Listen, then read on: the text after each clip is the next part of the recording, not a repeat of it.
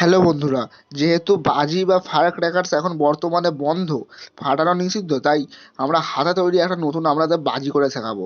তো কীভাবে করতে হয় অবশ্যই দেখুন। তো তার জন্য প্রথমে লাগবে এমন একটা বড় মান পাতা, এমন যেটাকে মান পাতা বা মান কচু বলে, সেই গাছের একটা এরকম বড় সাইজের পাতা লাগবে।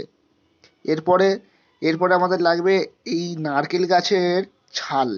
নারকেল গাছের যে শুকনো ছালগুলো জমা হয় গায়ের ধারে ধারে, সেই ছালগুলো লাগবে। সেইগুলোকে এবার আমরা তুলে জোগাড় করে নেবো। তো আমার দুটো মান পাতা, সেহেতু আমরা একটু বেশি করে ছাল নিয়েছি দুটো বাজি করার জন্য।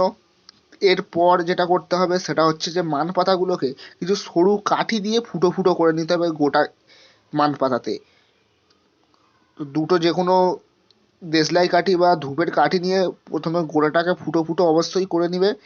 এরপরে আপনাদের চাই বড় শক্ত দড়ি দুটো।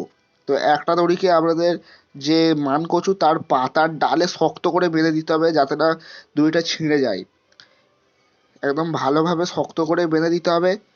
এরপর আপনাদের যা করতে হবে যে নারকেল গাছের ছালগুলোকে এবার ভালো করে আগুন ধরাতে হবে।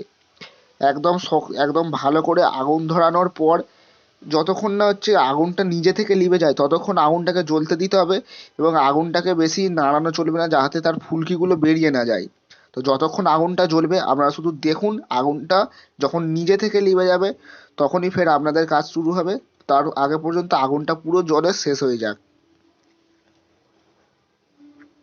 এরপর আগুনটা লিভে গেলে যে ছাইগুলো পড়ে থাকবে বা আগুনগুলো পড়ে থাকবে, সঙ্গে সঙ্গে সেটাকে মান পাতায় তুলে দিতে হবে। একদম ভালো দুটো বাড়ি দিয়ে মান পাতায় তুলে দিতে হবে, এবং ধারগুলোকে অন্য আর একটা দড়ি দিয়ে ভালো করে মুড়ে বেঁধে নিতে হবে। যেমনভাবে আমরা বাঁধছি দেখতেই পাচ্ছ, এরকম ভালোভাবে মুড়ে একদম শক্তভাবে বেঁধে নিতে হবে, যাতে না পরবর্তী সময় খুলে না যায়। এরপর সেটাকে হাতে ধরে ঘোরাতে হবে। এবারেই আপনারা দেখুন ম্যাজিকটা।